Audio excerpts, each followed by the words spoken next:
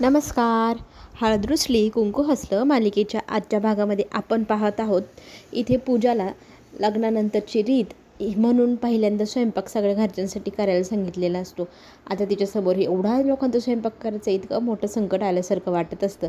आता ती मोबाईलमधल्या रेसिपी पाहून पाहून छान प्रकारे स्वयंपाक तयार करते. सगळा स्वयंपाक झाला पण गोडाधोडाचं काहीतरी बनवावं असं म्हणत ती आता गोडाधोडाचा शिरा बनवत असते. त्याच वेळेला आपली आई म्हणजे कृष्णाची आणि पूजाची आई ही फोन करते. तर पूजा फोनवरती बोलता बोलता आता शिरा हलवू लागते आणि तिचं खरं तर बोलण्याकडे जास्त लक्ष असतं. बघ ना आई, मी किती थकले एवढ्या घरातल्या लोकांचं स्वयंपाक करून. तर तिची आई म्हणते, एवढ्या लोकांचं स्वयंपाक तू एकट्याने कशाला करते? एवढं मोठं श्रीमंत घर आहे ना गं तुझं, तुला काय गरज स्वयंपाक करण्याची? तर आता आईला ती सांगू लागते, नाही ना गं, ती रीत भात का काय असतं ना, मग नव्या नवरीने स्वयंपाक करायचा म्हणून मी आज करते. तर ती बोलता बोलता काय काय पदार्थ त्या शिऱ्यामध्ये घालते तिच्या लक्षातही येत नाही. आता इथे तिची आई तिला सांगू लागलेली असते, बघ ना मी पण आज खूप दमले, कंबरनं मोडेच तो काम केले. तर तिच्या आईला विचारू लागते, तू नक्की काय करते? तर तिची आई म्हणते, तुझ्या घरी ना रीत आहे ना, तशी मी रीतीभातीप्रमाणे पुरणपोळ्या आणि चांगला स्वयंपाक करून घेऊन येणार आहे तुझ्यासाठी, तुझ्या घरच्यांसाठी. आणि तुझं कोडकौतुक व्हायला हवं ना तुझी सासरी पण, म्हणून मी सगळं घेऊन लवकरच येते बरं का तुझ्याकडे. आणि मला घ्यायला ना एक नोकर पाठव, त्या नोकराच्या हातून मी सगळं घेऊन तुमच्या घरी येते. तर मी पण स्वयंपाक करून करून किती दमली, कुरडई पापडी एवढ्या पुरणाच्या पोळ्या हे सगळं करता करता कशी नाकी नऊ कंबर तशी दुखायला लागली की नाही, असं कौतुक करत तिथे सावित्री बोलत असतानाच पूजा तिला म्हणते, आई मी तुझीच मुलगी आहे, तुला मी खूप चांगलं ओळखते. तू काही एकटीने एवढं स्वयंपाक करायला रिकामी नाही, मला ठाऊक आहे. तू नक्कीच ह्या भक्तीकडनं सगळं स्वयंपाक वगैरे बनवून घेतला असशील. आणि इथे तिच्या आईला वाटतं की माझ्या पूजाला काय माहितीच नाही, पण पूजाला बरोबर कळले की भक्तीनेच केलं. ती तिला म्हणते, नाही गं, मी स्वतःच सगळं करते, मी कोणाची मदत घेतली नाही. हे भक्ती सगळं ऐकत असते, भक्ती मात्र लक्ष देत नाही आईकडे, आईच्या बोलण्याकडे. आता इथे हे सगळं बोलल्यानंतर मी लवकरच तुझ्या घरी तयारी करून येते, नोकराला पाठवून दे असं सांगून ती फोन ठेवते. आता इथे पूजा छान प्रकारे शिरा बनवते. आता पहिला घास आपल्या नवऱ्याला खाऊ घालावा असा विचारही करते आणि ती जातेही. आता इकडे आपल्याला पाहायला मिळेल सावित्री मात्र आपल्या मुलीच्या सासरी जायचे म्हणून छान झक्कास तयार झालेली असते. आणि मग भक्तीला आवाज देते, झाली की नाही तयारी? तर भक्ती म्हणते, हो हो, चल चल बिगी बिगी जाऊया, वाळजाबाईच्या वाड्यावर जायचं आहे ना. तर इथे तिची आई म्हणते, कुठं, तुला कोण नेणार आहे? तर ती म्हणते, अगं मग हे स्वयंपाक वगैरे घेऊन कोण जाणार? तू जाशील होय, तुला घेता येईल एवढं? तर ती म्हणते, अगं बाई, माझी मुलगी इतक्या मोठ्या श्रीमंत घरात आहे, मला काय गरज आहे असल्या गोष्टी माझ्या डोक्यावर उचलून पाटी वगैरे न्यायची? आता ही पाटी नेणार कोण असा प्रश्न इथे भक्ती करू लागते. भक्तीचा अपमान करत ती म्हणत असते की मी काय तुला घेऊन जाणार नाही, तुझी तर अजिबातच तिथे गरजच नाही, मला जे करायचं ते मी माझ्या पद्धतीने करेल. मग पाटी नेणार कोण म्हटल्यानंतर तितक्यातच मालकीनबाईंनी मला पाठवले असं म्हणत आता इथे माधव आलेला असतो. आणि माधवला पाहून इथे रुबाब झाडायला सुरुवात केली मालकीनबाईंच्या आईने. मग ती म्हणते, ही पाटी ना भक्ती आता ह्या माधवकडे दे आणि हा माझ्या मागे चालेल, मी पुढे चालेल, कसं मस्त वाटेल की नाही? मी पण इतके श्रीमंत झाल्यासारखं वाटते मला ना, खूप कौतुक वाटते. आता इथे पाटी ना दिलेली असते माधवच्या डोक्यावर आणि एक हातामध्ये, आणि इथे मालकीनबाई पुढे पुढे चालणार, त्यांच्या मागे मागे त्यांचं नोकर चालणार, असं दृश्य गावामध्ये दिसायला हवं की नाही? तसंच करत ती निघालेली असते. आता इथे भक्ती हे सगळं पाहून आपली आई खरंच डोक्यात नाही राहिली असा विचार करू लागलेली असते. आता घरी सगळेजण छान बसलेले असतात, सगळेजण थट्टा मस्करी करताना बोलत असतात की आज आपल्याला सगळ्यांना पूजाचं हातचं जेवायचं आहे, आपलं कसं होईल देवालाच ठाऊक. तर इथे सगळेजण हसू लागतात. आता कृष्ण आल्यानंतर लगेचच आढळराव म्हणतात की देवांना नैवेद्य दाखवा, मग आपण जेवायला घेऊया. मग इथे कृष्णा नैवेद्य दाखवते म्हणायला बोलणार तितक्यातच पूजे पूजे अशी जोरजोरात हाक मारत इथे सावित्री घरामध्ये एंट्री करते. पूजा तर काय आलेली नाही, पण सावित्री मात्र तिचा रुबाब मस्त काही प्रकारे झाडत असते घरामध्ये गेल्यानंतर. मग सगळेजण विचारू लागतात, व्याहीनबाई कसं काय येणं केलं? तर ती म्हणते, अहो पहिल्यांदाच व्याहीन झाले, मानपान तुमचं सगळ्यांचं व्हायला नको का? तुमच्यासाठी पाटी आणली मी, पुरणपोळी सगळं काही घेऊन आले. तर इथे आढळराव म्हणतात, पहिल्यांदा कुठे, पहिले कृष्णामुळे आपली सोयरी जुळली की. तर लगेचच टॉन्ट मारत कृष्णाला इथे म्हणत असते की पूजा माझी सख्खी मुलगी आहे, त्याच्यामुळे मी तुम्हाला पहिल्यांदाच व्याही मानते, पहिलं काय मी ओळखत नाही. तर इथे आढळराव म्हणतात, तुम्ही जरी ओळखत नसलं तर आम्ही सगळं काही बरोबर ओळखतो बरं का. सगळ्यांचे चेहरे आम्हाला चांगले ठाऊक आहे, कोण सख्खं कोण पक्कं कोण नक्कं सगळं काय आम्हाला पण माहितीच आहे. तर आता इथे पुढचं बोला असं म्हणत आढळराव सावित्रीला विचारू लागतं. सावित्री त्यांना म्हणू लागते की मी रीतीभातीप्रमाणे तुमच्यासाठी आता ही पाटी आणलेली, तर एवढी माझी पाटी तुम्ही स्वीकार करा असं म्हणत ती पाटी ठेवते त्यांच्या पुढे.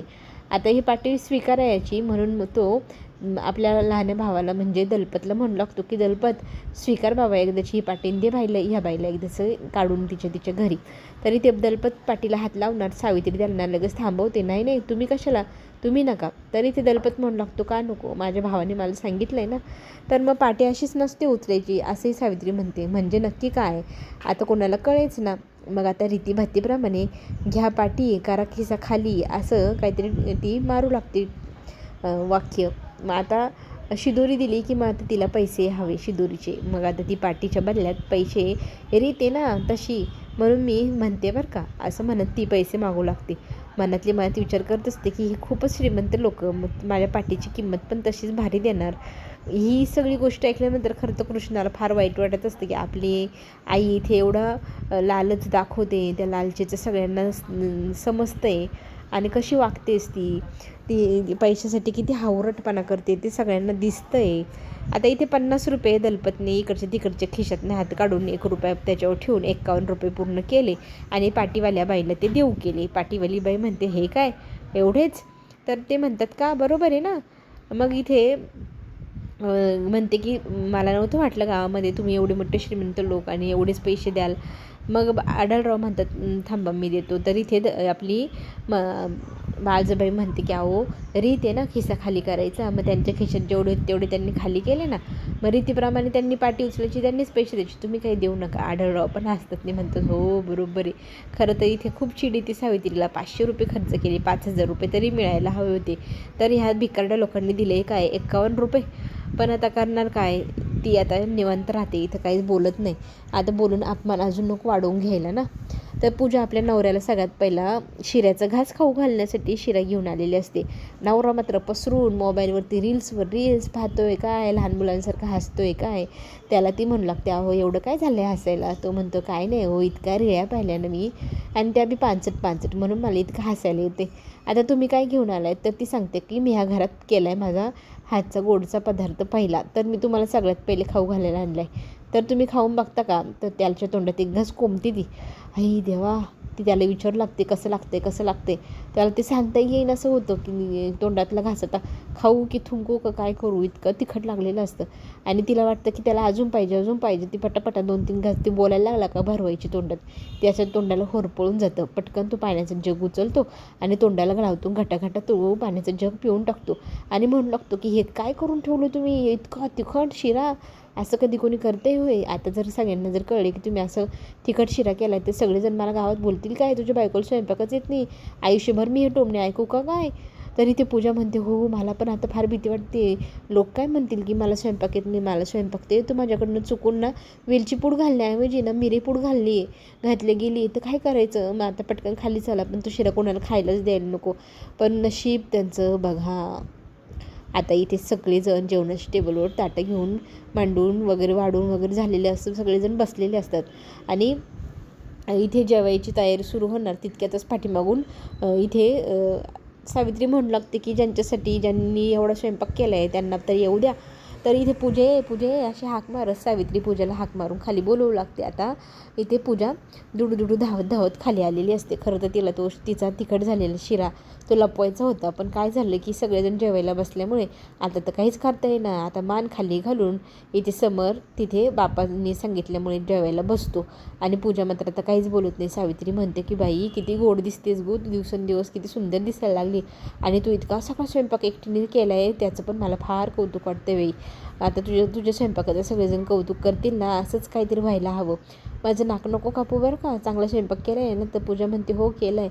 आता सगळेजण देवाचं नाव घेतात आणि पहिला घास शिऱ्याचाच उचलू लागतात. आता इथे शिरा खाल्ल्यामुळे सगळेजण कौतुक करतील ना गं तुझं, असं सावित्री म्हणते. तर पूजा म्हणते नाही गं, मी त्याच्यात चुकून मिरीपूड घातली, कसं काय कौतुक होईल माझं, तिखट शिरा खाल्ल्यानंतर कोण मला बरं म्हणणार आहे असं म्हणत इथे सावित्री म्हणते अगं बाई तू हे काय करून ठेवलं.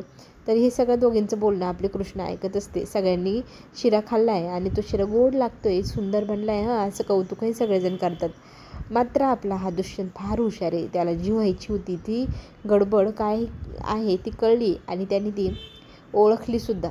इथे ज्या वेळेला कृष्णाकडे पाहून आपला दुष्यंत म्हणतो ना, शिरा चांगला झाला आहे, तर समर म्हणतो काय चांगला झाला आहे, तोही बघ मग तो शिरा खाऊन पाहतो, शिरा तो गोड लागतो आहे, आपण जो खाल्ला तो तिखट होता, हा काय प्रकारे हे समरलाही कळेना आणि पूजालाही कळेना. मग पूजा विचारत असतानाच इथे तिला कृष्ण बाजूला घेऊन जाते आणि म्हणू लागते, मी तुला एक गोष्ट सांगते काय झालेलं. तुझा जो तिखट शिरा होता तो गोड कसा झाला याचा विचार तू करतेस ना, तर मी सांगते पूर्ण कहाणी. आता इथे आपली कृष्णा सांगू लागलेली आहे, जेवणाची वेळ झाली म्हणून मी नैवेद्याचं ताट भरायला गेले आणि सगळं स्वयंपाक जेवण गरम करण्यासाठी ठेवला. तर मी शिऱ्याची कढई उघडून पाहिली. कढईतनं दिसायला तर सगळं बरोबर, पण वास वेगळाच यायला लागला. म्हणून मी ते वास घेऊन पाहिला. मला थोडा डाऊट वाटला की मसाल्याचा वास काय येतो आहे.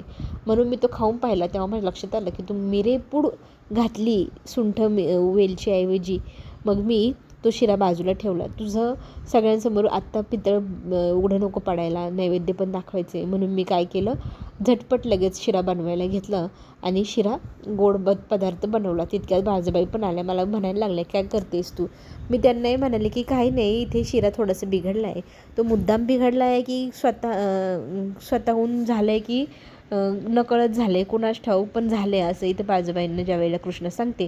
तर घरातली आपलं जी काही भरते ती राखायला हवी, मानपान व्हायला हवा, रीतीभातीप्रमाणे सगळं, कुणाला काही कळू नये म्हणून मी तो शिरा गोड बनवला आणि तिथे ठेवला. आता मी कुणाला सांगितलं नाही, तू पण कुणाला सांगू नको.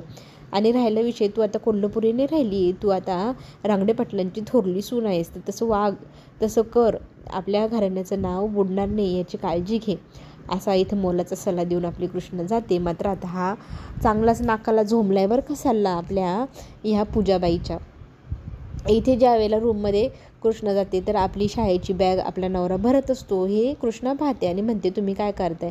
तर तो म्हणतो, बाई तुला किती कामं असतात, तुझी तयारी मीच करून ठेवतो, तुला नाईट स्कूलला जायला वेळ नको व्हायला, नाही तर काही ना काही कारणं देशील, घरातलं हे बाकी ते बाकी आणि शाळेत जायचं टाळशील. माझी इच्छा आहे की तू शाळेत जायचं टाळू नको, असं म्हणत तो तिची बॅग भरू लागतो. तर ती म्हणते, बरं झालं भरली, मी आता जाणारच आहे ना, मी आलीच होती भरायला, पण तुम्ही भरून दिली ना, मला आवडलं बरं का, खूप छान. आता इथे आपला दुष्यंत म्हणतो की बाई तुझ्या मागं घरातला व्याप किती, कामं किती. तर तो तिला टॉन्ट मारू लागले थोडक्यात. तिला तो म्हणतो, बघ बाई, कोणाचं काही सावरायचं असेल, लपवायचं असेल, कोणाचे काही कामं असतील, तेवढी सगळी कामं उरकून घे, मिळाला वेळ तर द्या आम्हाला आणि स्वतःसाठी शाळेसाठी.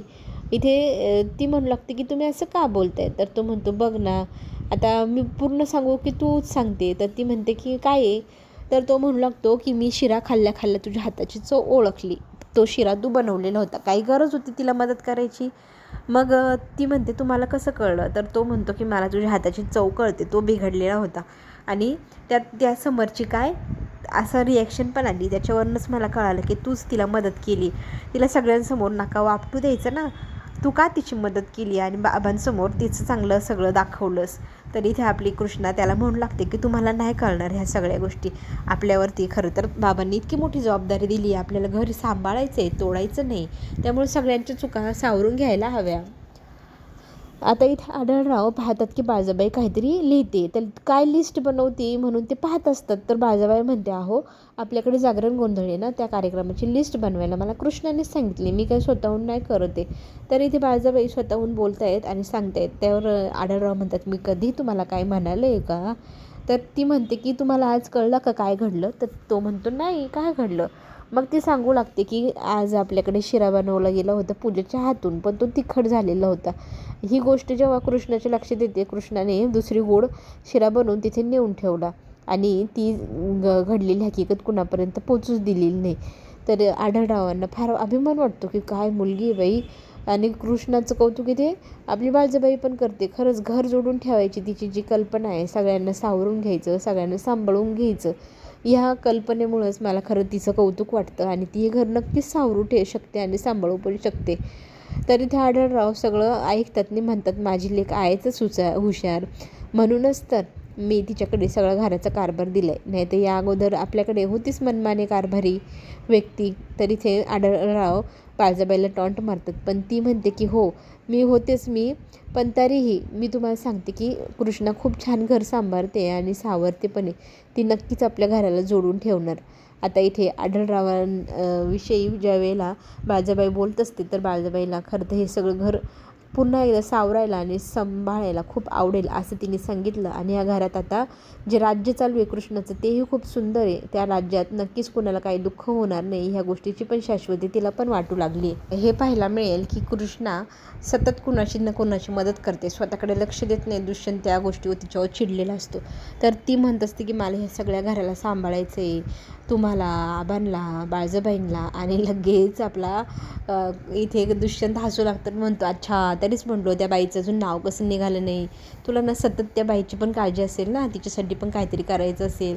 आता इथे पुन्हा आपली सासूबाई आपल्यावर चिडली म्हणत आता इथे दुष्यंतला छेड काढते आपली कृष्णा आणि तो पकडणार तेवढ्यात ती पळून जाते. आणि आपला दुष्यंत म्हणतो की ना ही फारच लबाड होत चालली, माझं काही ऐकतच नाही बुवा ही, असं म्हणत स्वतःशीच हसू लागतो. पुढील भागात एक इंटरेस्टिंग गोष्ट पाहायला मिळणार ती म्हणजे समर हा पैसे मागण्यासाठी वडिलांकडे आढळरावांकडे जातो. इमोशनल डायलॉग मारतो. तिथे जाऊन म्हणू लागतो की एका बापाने आयुष्यभर मुलाला मदत केली नाही पण त्याला मदत करावी बापाने. मग बापाने काय मदत करावी म्हणून आढळराव विचारू लागतो. तर तो म्हणतो मला अडचण आहे तर मला 2 लाखाची गरज आहे, मला 2 लाख मिळेल का?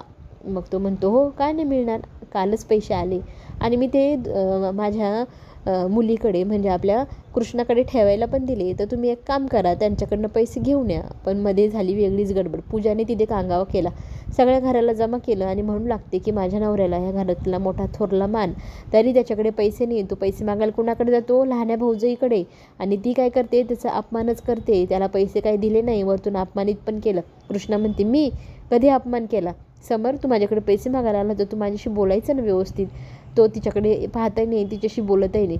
मग समर तू हा शब्दच का बोलली म्हणत तिथे पूजा पुन्हा एकदा कांगावा सुरू करते आणि म्हणते पाहिलं ना माझ्या नवऱ्याला थोरलेपणाचा मानसुद्धा ठेवलेला नाही ह्या मुलीने. एकेरी नावाने माझ्या नवऱ्याला हाक मारतेस, तुला एवढा अधिकार दिलाच कोणी? इथून पुढे माझ्या नवऱ्याला एकेरी नावाने कोणी हाक मारलेली मला अजिबात सहन होणार नाही. आणि बाबा तुम्ही पाहतायत ना रीतीभाती तर यांच्याच्याने काही पाळल्या जात नाही.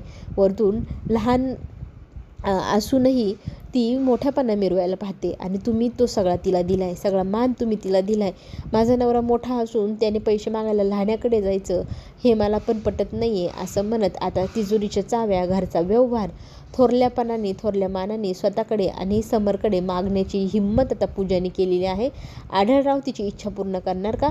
हे सगळं काही पाहण्यासाठी आपण नक्की चॅनलला लाईक करा, सबस्क्राईब करायला विसरू नका. पुढे येणारे नवनवीन व्हिडिओ सबस्क्राईब केल्यामुळे तुमच्यापर्यंत लवकर पोहोचतील, नोटिफिकेशन येईल.